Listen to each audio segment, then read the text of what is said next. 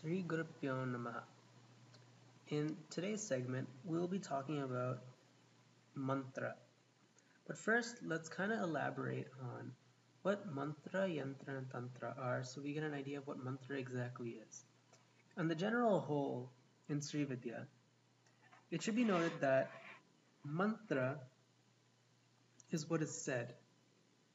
Yantra are the tools you use in the process. And tantra is the actual practice. Now, let's elaborate a bit more on mantra. Mantra is broken down from Sanskrit to generally mean that which attacks the mind. If we take a simple mantra, Hare Rama, Rama Rama, Hare Hare, Hare Krishna, Krishna Krishna, Hare Hare. Now, basically, in this mantra, over repetition, your mind will constantly be bombarded and entwined by this mantra, in the sense that it'll consistently be hearing it. And the concept of a mantra has many variables, let's say. Basically, the concept of a mantra is that there are many things involved when you say a syllable, a sound, when there's a phonation that's made. It is that the mantra, let's take the word Ram. The sound Ram triggers your tongue to touch the tip of your hard palate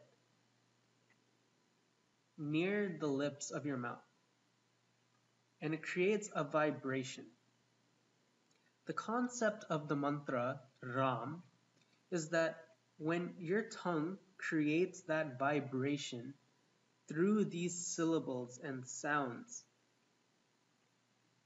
they will affect your sensory innervations in your mouth and cause these nerve endings to send a signal to your brain. And when these signals are constantly innervated and sent to your brain will consistently be processing these signals, and that is through which how your mind is changed. That is how your mind is sent to a certain place of ease, and that is one way how your inner self, your inner psychological, your inner mental self is nurtured and changed. The second way which a mantra attacks the mind is through the sense of hearing.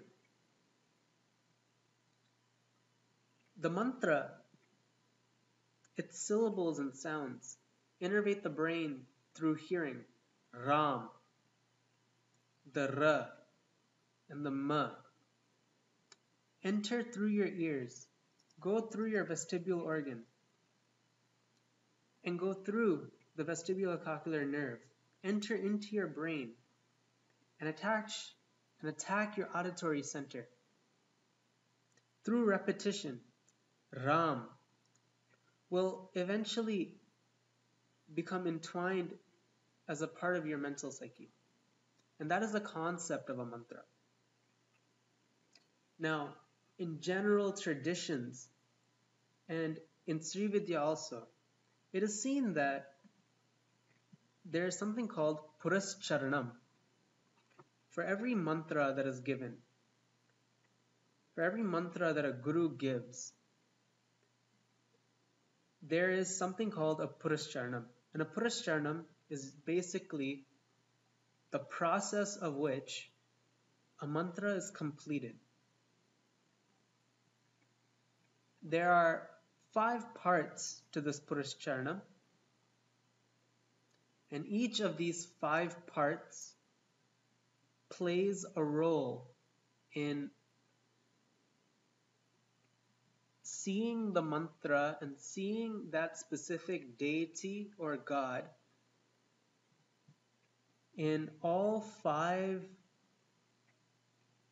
existences or all five elements in this universe.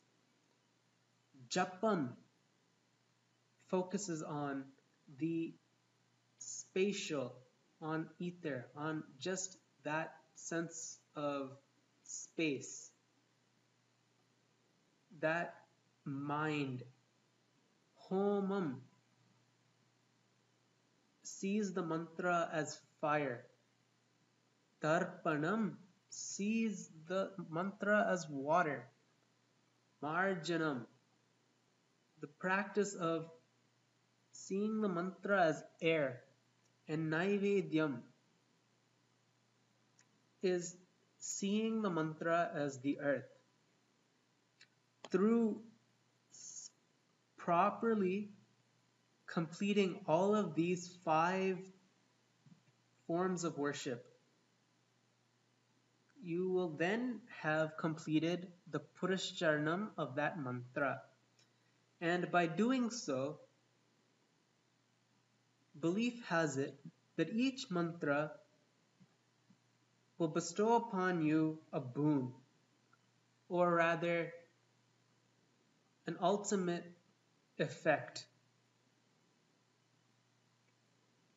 For example, if we take Kali Purascharanam, it is said that completing Kali Purascharanam will allow you and give you the ability to control time.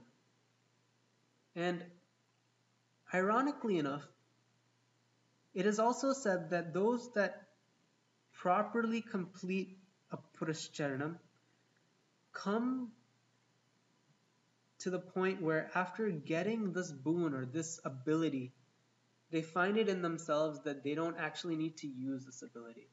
It is a sense where your mind and body, even though it's become one with that characteristic, that ability, that God, that deity, it is that you have become a part of it, but you don't need to use it.